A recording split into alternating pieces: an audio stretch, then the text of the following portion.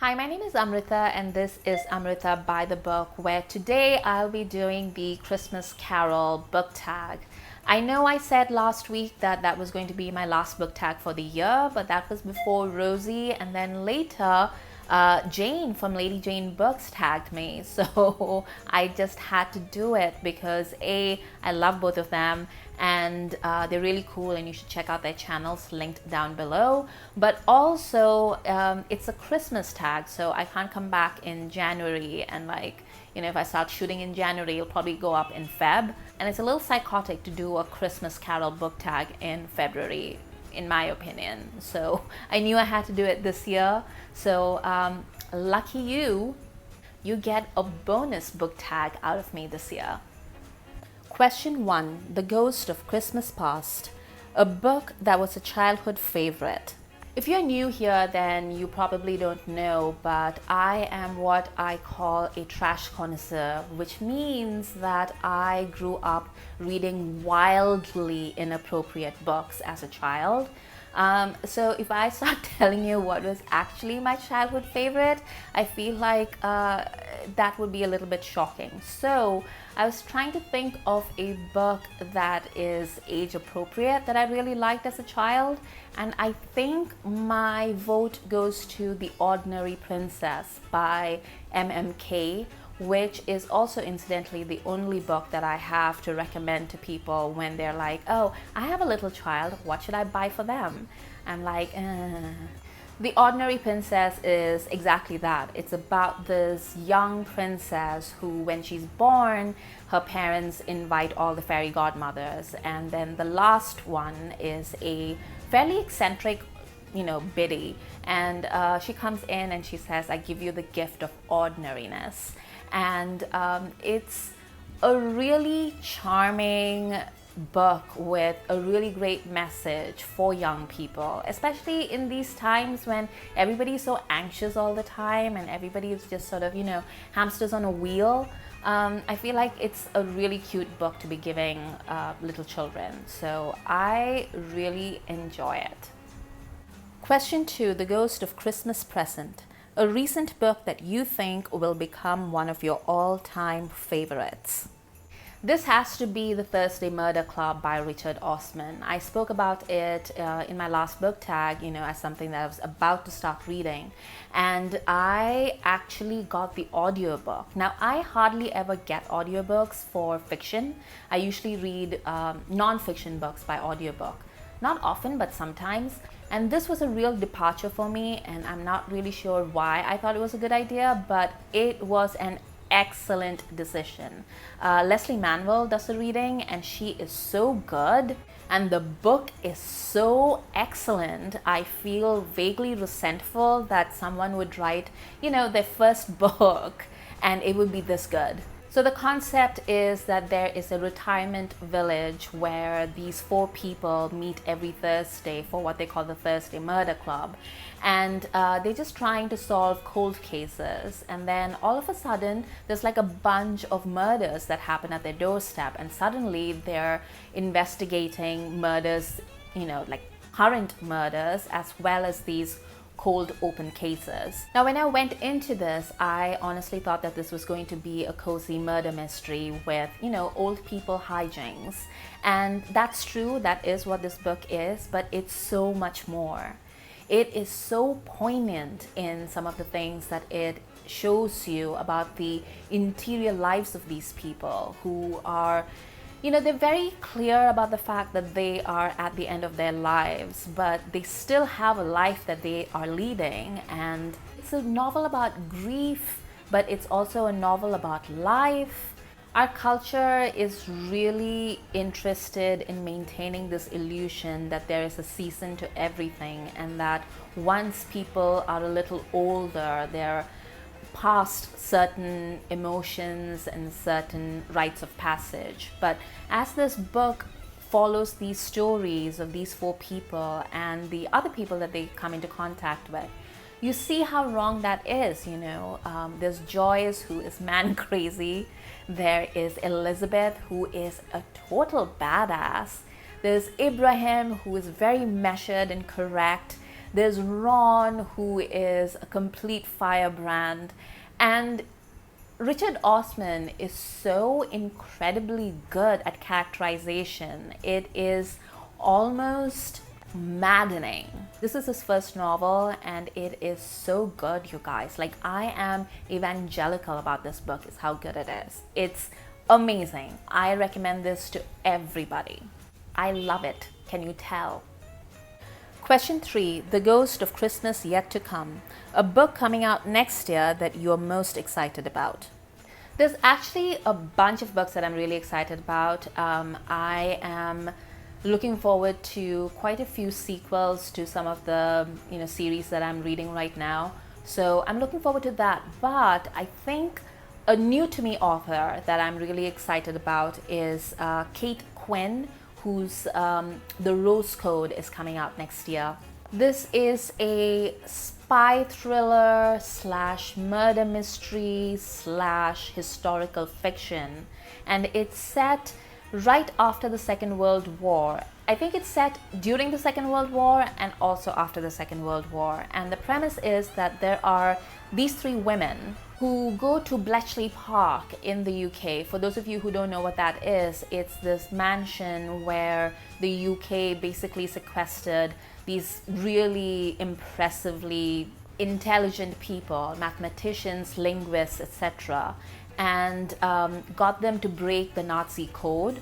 So if you know the Enigma code machine and stuff, like that's from Bletchley Park. And I've been there, and it's this really secluded little park in the middle of nowhere. And one of the things that they tell you when you go there is how cramped the quarters were and how it was really a break from conventional morality for all these people to be living there, because it was all men and women all together in this one mansion. And it's kind of like camp, like really uncomfortable camp, because they were on rations and they had like no heat.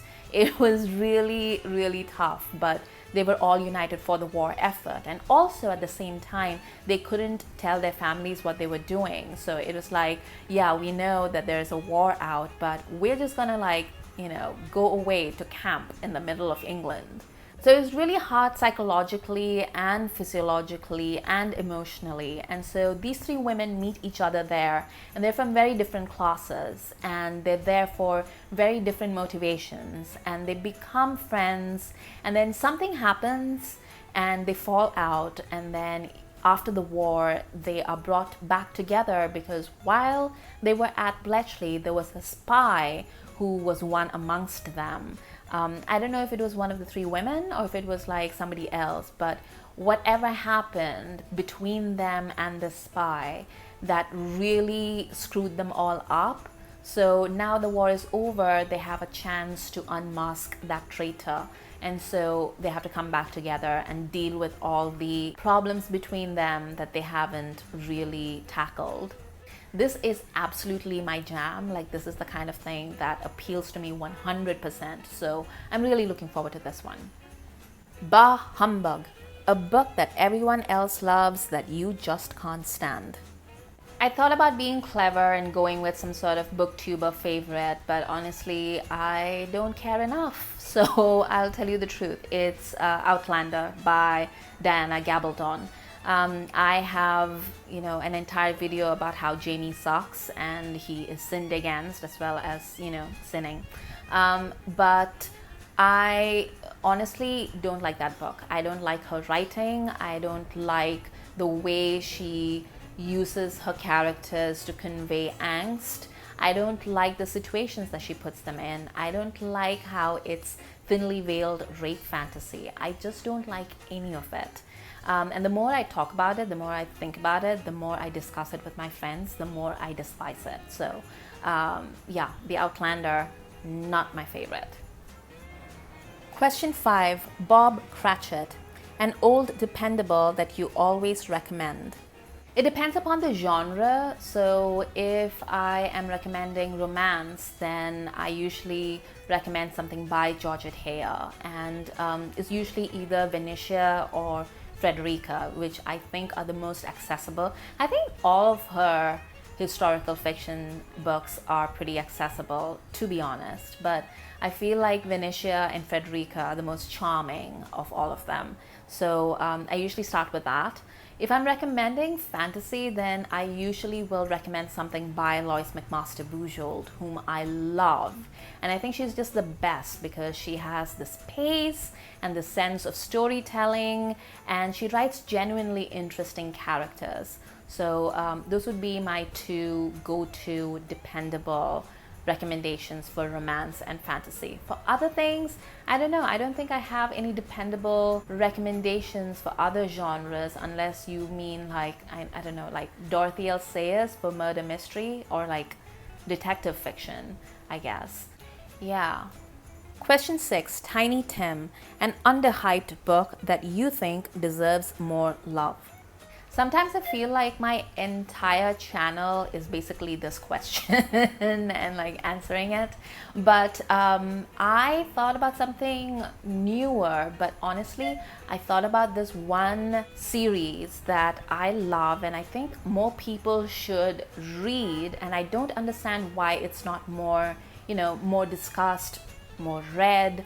But there is an author from the mid 20th century called Peter O'Donnell, and he wrote the series called Modesty Blaise.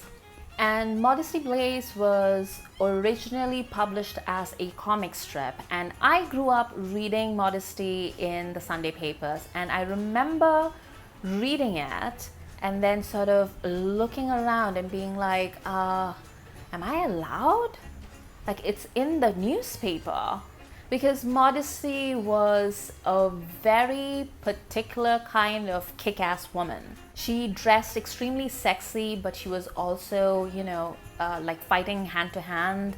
And she was sort of like Lara Croft, but without the whole archaeological stuff. And she's kind of like a mercenary for hire as well. And every time people talk about how James Bond should be reinvented as a woman, etc., I always think to myself, why don't you just do Modesty Blaise? Why do you need to do James Bond? I mean, there's an entire property right there that is perfect for adaptation in 2020 or 2021. But O'Donnell went on to write novels based on his comic strip, and they're really enjoyable. I mean, they're not like high fiction or anything, but they're good paced thrillers with a really complicated female character in the lead. Question 7. Today, why it's Christmas Day. What's a book that always gets you in the mood for Christmas, apart from A Christmas Carol? So, as I was reading this question, I realized that I don't really have a Christmas book as such. I have Christmas movies. There are a lot of movies that I watch and I love, and I'll think of them as seasonal Christmas movies. But I don't really have books as such, and then I was wondering why. And I realized it's because most Christmas books are terrifying. Like, how are you reading these to little kids? There's The Grinch That Stole Christmas. There is A Christmas Carol. Even the fairy tales are really terrifying, The Snow Queen, The Little Match Girl, the Jack Frost ones. I don't get it. So yeah, I think I have to pass on this one. I don't really have a favorite Christmas book. Even the Christmas Carol book, I don't really care for it that much. So, I don't know. Question 8, The Muppet Christmas Carol, your favorite film adaptation of a book. Okay, I know I just performed a whole song and dance about how, Christmas books are terrifying, but my favorite book to movie adaptation, apart from Lord of the Rings, has to be Chitty Chitty Bang Bang. I don't know if you've watched it, but it is legit one of my favorite movies. It's written by Ian Fleming and Roald Dahl, and what's fabulous about it is that it shows you all the quirks of both of them. So, there's a flying car, there's a blonde who's called Truly Scrumptious, there's this really eccentric grandfather and father, and the father's an inventor, and there are these two beautiful little children who are neglected. There is honestly one of the most scary, terrifying, clown with a child cage sequence. And then the climax is just insanity. The music is wonderful. It's Dick Van Dyke. I mean, I love this movie. Question 9, tag some people. My favorite part. So I'm just going to do a few people who I think are full of the Christmas spirit or would really enjoy doing this tag. So first up is Sunny Luca, who I bet would love this tag, as would Vidya from Vidya VL Books, because she is absolutely about this aesthetic, I think. I'm gonna tag Katie, who needs something quick and easy, I think, in her life right now. I'm gonna tag A Wandering Mind, as well as the Librarian of Alexandria. I'm gonna tag the font, and I think this might be her first book tag, so welcome to BookTube. And I'm gonna tag Kayla Lanzon, who I think might have already been tagged by Jane, but you know, c'est la vie.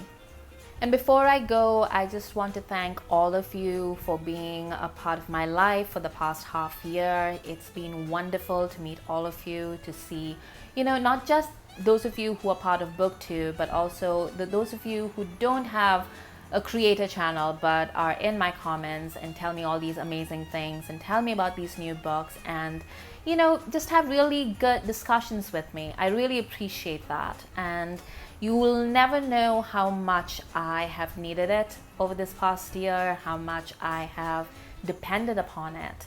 And I thank each and every one of you for subscribing, for commenting, for just being part of my consciousness for the past half year. I hope you have a very happy Christmas. I hope 2021 is better for everybody. I have one more video coming out this week, and then I'll see all of you the first week of January 2021.